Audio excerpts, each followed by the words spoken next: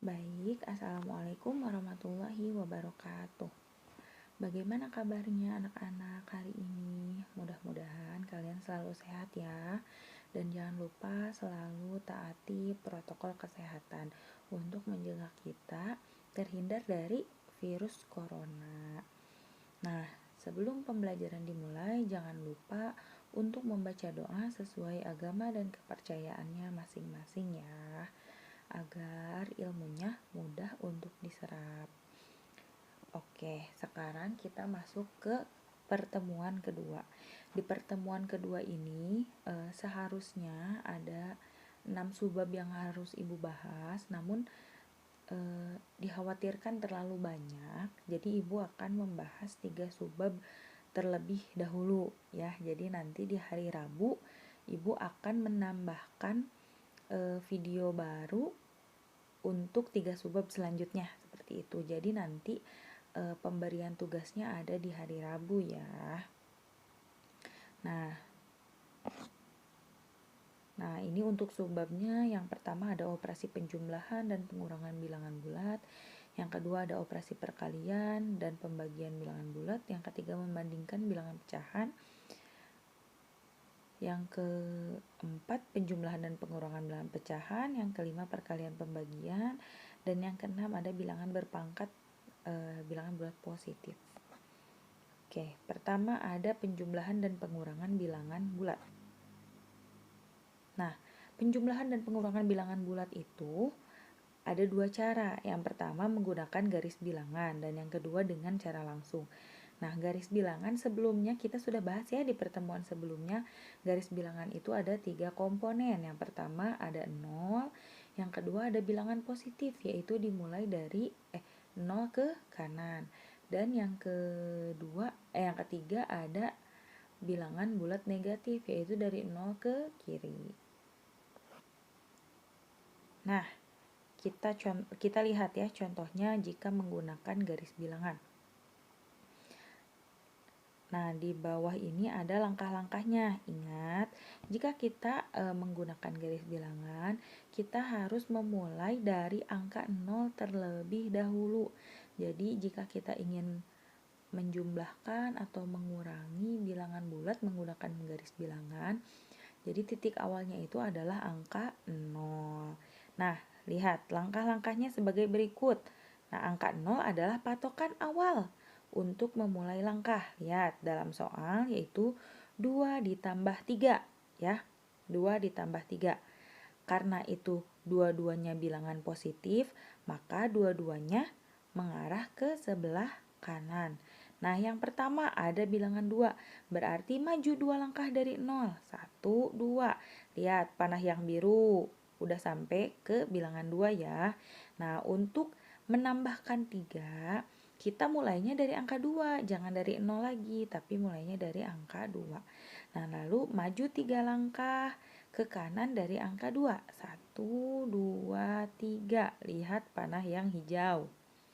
Nah, lihat hasil akhirnya panah hijau menunjukkan pada angka 5. Sehingga 2 ditambah 3 sama dengan 5. Sekarang lihat pada garis bilangan yang sebelah kanan. Ada 4 dikurangi 6. Langkahnya sama, yaitu dimulai dari angka 0. Pertama 4 adalah bilangan positif, maka berjalan 4 langkah ke sebelah kanan. 1, 2, 3, 4. Lihat pada pada panah biru ya, ada di angka 4. Lalu ingat ada negatif 6. Negatif 6 berarti kita harus berjalan ke sebelah kiri sebanyak 6 langkah. Mulainya dari angka 4 ya. Mundur sebanyak 6 langkah. 1, 2, 3, 4, 5, 6. Nah, panah hijau berhenti di angka negatif 2. Nah, sekarang berarti 4 dikurangi 6 sama dengan negatif 2. Seperti itu. Lalu ada dengan cara langsung. Dengan cara langsung, kalau misalkan kalian sudah paham dan kalian sudah memahami "Ah Bu, saya mau cara langsung aja." Boleh kok mau cara langsung, tapi garis bilangan itu diperuntukkan agar mempermudah kalian. Kalau misalkan kalian belum terlalu memahami mengenai bilangan bulat. Tapi kalau kalian sudah memahami bilangan bulat, boleh kok pakai cara langsung seperti contoh ini. 2 ditambah 3 sama dengan 5, lalu negatif 2 ditambah 2 sama dengan negatif 1. Nah, misalkan negatif 1 ditambah negatif 2 sama dengan negatif 3. Boleh kalian pakai cara langsung ya. Lalu, nah ada sifat-sifat penjumlahan dan pengurangan bilangan bulat. Yang pertama ada sifat komutatif, yaitu misalnya nih ada bilangan bulat A dan bilangan bulat B. Nah, A ditambah B sama dengan B ditambah A. Misalnya nih ada contohnya. Misalnya ada A sama dengan 2 dan B sama dengan 3. Maka 2 ditambah 3 bisa juga ditulis 3 ditambah 2. Hasilnya akan tetap sama, yaitu 5. Lalu ada contoh yang kedua nih. Misalnya A adalah negatif 1 dan B sama dengan 3. Nah, negatif 1 ditambah 3 sama dengan 3 ditambah negatif 1. Hasilnya akan tetap sama, yaitu 2. Misalnya, lagi ada A sama dengan negatif 1 dan B sama dengan negatif 2. Negatif 1 ditambah negatif 2. Negatif dengan negatif, berarti hasilnya akan negatif, yaitu negatif 3. Lalu yang kedua, di sebelah kanan ada asosiatif. Asosiatif yaitu pengelompokan. Nah, misalnya nih ada 3 buah bilangan bulat, yaitu A, B, dan C. Maka A ditambah B plus C sama dengan A ditambah B ditambah C. Nah, mengapa itu pakai kurung? Nah, pakai kurung itu menandakan bahwa yang dikerjakan paling utama itu adalah yang di dalam kurung. Jadi, untuk mengerjakannya itu yang di dalam kurung terlebih dahulu, seperti itu. Ada contohnya nih, misalnya A sama dengan 1 dan B sama dengan 2 dan C sama dengan 3. 1 ditambah dalam kurung 2 ditambah 3 sama dengan 1 ditambah 2 dalam kurung ditambah 3. Yang dikerjakan adalah yang di dalam kurungnya terlebih dahulu. Berarti 3 ditambah 3 sama dengan 6.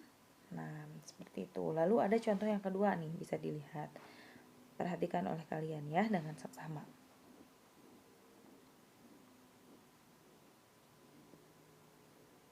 Ya, udah ya, paham? Oke, kita maju lagi.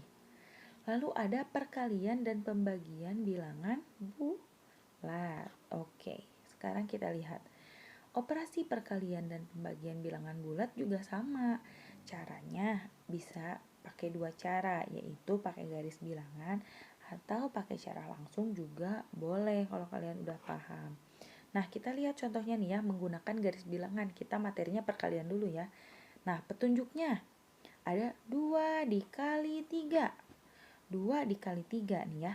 Karena 3 adalah positif, maka berarti ke arah kanan, Nah, karena 2 juga positif, maka jalannya maju sebanyak 2 kali, masing-masing 3 poin atau masing-masing 3 langkah. Jadi lihat pada gambar, tetap ya mulainya dari 0. Lihat, 2 kali 3. Jadi si orang itu harus melangkah sebanyak 2 kali dan 1 kali melangkahnya itu adalah 3 poin. Nah, jika dilihat di terakhir anak itu berdiri, maka ada di angka 6. Jadi 2 kali 3 itu adalah 6. Nah, lalu nih yang sebelah kanannya ada 2 dikali negatif 3. Karena negatif 3, maka arahnya ke kiri. Karena 2 positif, maka jalan maju sebanyak 2 kali ke arah kiri. Maju sebanyak 2 kali ke arah kiri. Sebanyak 3 poin, sama ya. Jadi setiap sekali loncat atau sekali jalan, si mobilnya itu harus melewati 3 poin. Jadi pertama loncatnya ke negatif 3, loncat lagi, lalu ke negatif 6. Jadi 2 kali negatif 3 sama dengan negatif 6. Oke. Selanjutnya ada di pembagian nih. Nah, di pembagian ada contoh 1, misalkan 6 dibagi 3. 6 dibagi 3 berapa sih hasilnya? Nah, ini berbeda dengan perkalian, penjumlahan, dan pengurangan. Jika pembagian menggunakan garis bilangan, kita mulai dari angka yang paling depan nih. Angka yang paling depannya itu 6 kan? Nah, jadi kita harus berdiri atau si kanguru ini harus berdiri di angka 6. Dibagi 3 berarti si kanguru itu harus jalan menuju angka 0, sekali jalannya itu 3 langkah. Nah, berarti 1, 2, 3, sekali lompat ke angka 3. Lalu lompat lagi sampai ke 0. Berarti dari 6 sampai ke 0 berapa kali melompat ini si kanguru? Yaitu 2 kali melompat. Seperti itu. Lalu kita lihat yang sebelah kanan. Nah, ada negatif 6 dibagi 3. Negatif 6 dibagi 3 ya. Sama, berarti si kanguru itu harus berdiri di angka negatif 6 terlebih dahulu. Karena sama-sama dibagi 3, berarti sekali loncat si kanguru itu harus melewati 3 angka. Ya, berarti pertama kali loncat ke belakang. Sama ya, menuju 0. Pertama berarti di negatif 3. Lalu loncat lagi sampailah di 0. Berarti si ini itu mundur 2 langkah ya kan? Mundur 2 langkah agar menuju 0. Maka hasilnya negatif 2 karena dia mundur. Jadi hasilnya negatif. Seperti itu.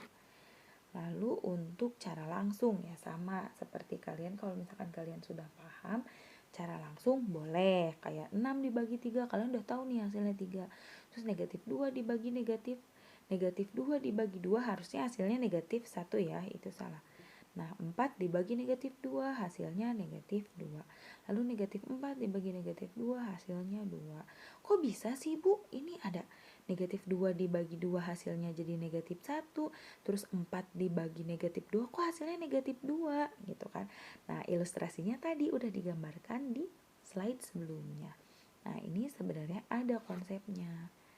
Nah, sekarang kita ke sifat-sifat perkalian bilangan bulat terlebih dahulu ya. Nah, sifat perkalian bilangan bulat itu sama seperti penjumlahan.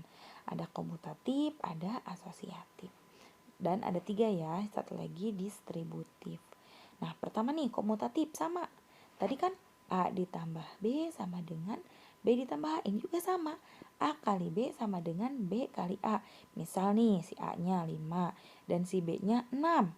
Berarti 5 kali 6 bisa ditulis juga dengan 6 kali 5. Hasilnya sama, 30. Lalu yang kedua nih, misal ada A sama dengan negatif 5 dan B sama dengan 6. Maka negatif 5 dikali 6 sama dengan 6 dikali negatif 5 sama dengan negatif 30. Seperti itu. Lalu ada asosiatif. Sama asosiatif juga. Ada 3 bilangan bulat yaitu A, B, dan C. Formatnya sama seperti penjumlahan. Nah, nih contohnya ya, lihat. A sama dengan 1, B-nya sama dengan 2, dan C-nya sama dengan 3. Jadi 1 dikali 3 dikali 2 dikali 3 sama dengan 1 dikali 2 dikali 3. Ingat kata ibu apa? Yang di dalam kurung dikerjakan lebih utama. 1 dikali 6 sama dengan 6. Nah, ini contoh yang keduanya. Coba kalian perhatikan sendiri ya.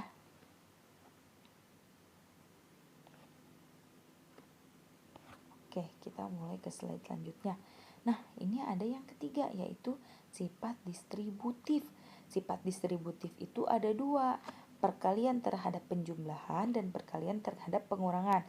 Lihat oleh kalian, yang di kiri adalah penjumlahan, perkalian terhadap penjumlahan, yang di kanan adalah perkalian terhadap pengurangan. Ini ada contohnya. Misal, A-nya sama dengan 4, B-nya sama dengan 2, dan C-nya sama dengan 3.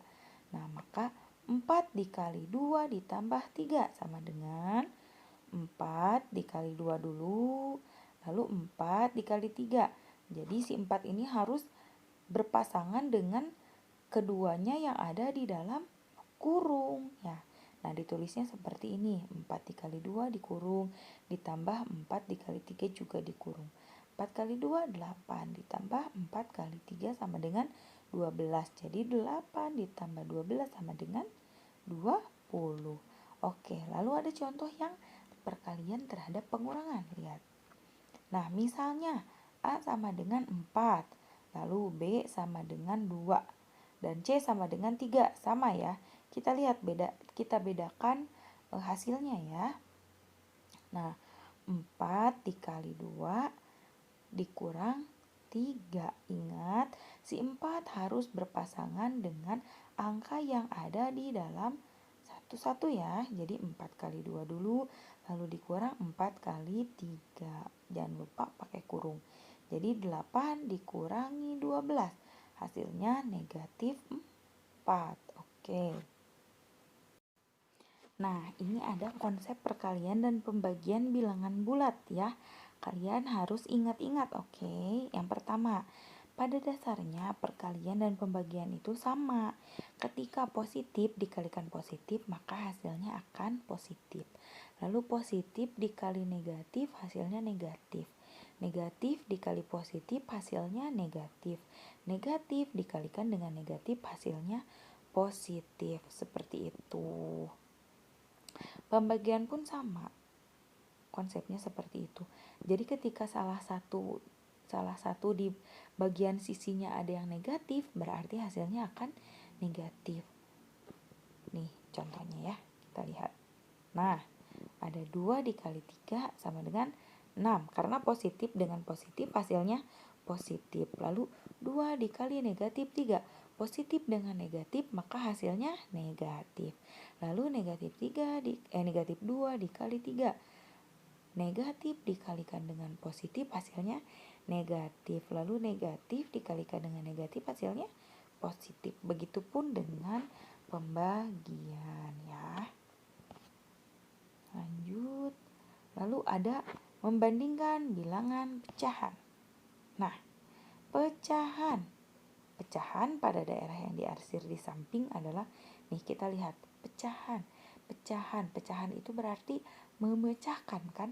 Ada satu benda dipecah. Ini nih misalkan.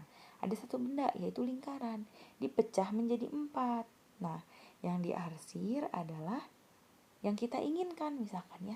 Jadi yang diarsir itu yang warna pink, itu tuh yang kita inginkan.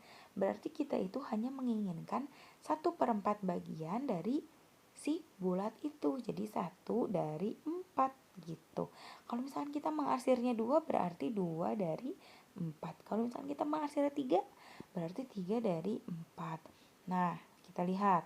1 disebut sebagai pembilang, sedangkan 4 disebut sebagai penyebut. Jadi misalkan 2/4 berarti pembilangnya 2. 3/4 berarti pembilangnya 3 gitu. Selanjutnya ada membandingkan 2 pecahan sejenis. Maksudnya sejenis itu apa sih, Bu? Nah, sejenis itu kita lihat penyebutnya sama. Jadi ini sama tuh. Yang bawah 6, yang atas juga 6 ya. Nah, 5 5/6 lebih mana sih lebih mana antara 5/6 atau 4/6? Nah, ini diilustrasikannya kita bikin kolom sebanyak 6 karena kan yang dimintanya 6 ya. Betul nggak? Penyebutnya adalah 6. Jadi kita bikin kolom 6. Nah, kita pengennya 5 nih. Jadi yang diarsirnya atau yang diberi warnanya 5 kolom. Sedangkan 4/6 itu yang diberi warnanya 4 kolom. Jika dibandingkan, berarti 5 lebih besar daripada 4. Maka 5/6 lebih besar daripada 4/6. Oke, selanjutnya kita membandingkan pecahan tidak sejenis ya. Ini tidak sejenis, tadi sejenis. 4/6 sama 5/6. Penyebutnya sama-sama 6. Nah, sedangkan ini penyebutnya adalah yang 1, 2, yang 1, 3. Bu, gimana dong cara ngebandinginnya nih? Ada ilustrasi gambar di sampingnya, lihat. Kita sama-sama nih ya, kan yang 1, 1/2, yang diarsirnya 1. Yang 1 ada 1/3, yang diarsirnya 1 juga dari 3 kolom. Nah, gimana sih caranya biar ini tuh sama gitu? Nah, berarti sama-sama bisa dibikin 6 kolom ya. Tuh 1, 2, 3, 4, 5, 6. Yang bawah juga sama. Bisa dibikin 6 kolom gitu. Mana sih? Nah, biar kelihatannya sama nih kayak yang 1/2. Berarti berapa di arsirnya? 3. Nah, 3/6. Lalu yang ini nih yang 1/3. Ini gimana sih caranya biar kelihatan nih sama di arsirnya? Berarti di arsirnya 2. Jadi 2/6. Nah, jika dilihat dari model di samping, berarti yang lebih besarnya yang atas yang diarsirnya 3, yang bawah yang diarsirnya 2. Berarti mana nih yang lebih besar? 3/6 lebih besar ya daripada 1/2, atau 1/2 lebih besar daripada 1/3. Nah, lihat. Dari ilustrasi pada slide sebelumnya nih, kita dapat menyimpulkan jika membandingkan pecahan yang penyebutnya sama, maka cukup dengan membandingkan pembilangnya saja atau bilangan yang ada di atasnya. Nah, jika pembilangnya lebih besar, maka pecahannya juga akan lebih besar. Lalu, jika penyebutnya berbeda, maka ubahlah pecahan-pecahan itu sebagai pecahan sejenis dengan cara menyamakan penyebutnya dengan menggunakan KPK. Kemudian bandingkan pembilang-pembilangnya atau bilangan yang di atasnya. Ibu, KPK itu apa sih, Bu? Oke, kita lihat ke slide sebelumnya ya. Selanjutnya, salah. Nih, kita coba selesaikan soal nih ya. Contoh perbandingan pecahan tidak sejenis. 3/4 lebih besar apa lebih kecil daripada 2/3? Nah, langkah pertama, samakan penyebutnya dengan cara mencari kelipatan persekutuan terkecil. Jadi KPK itu adalah kelipatan persekutuan terkecil antara 4 dan 3.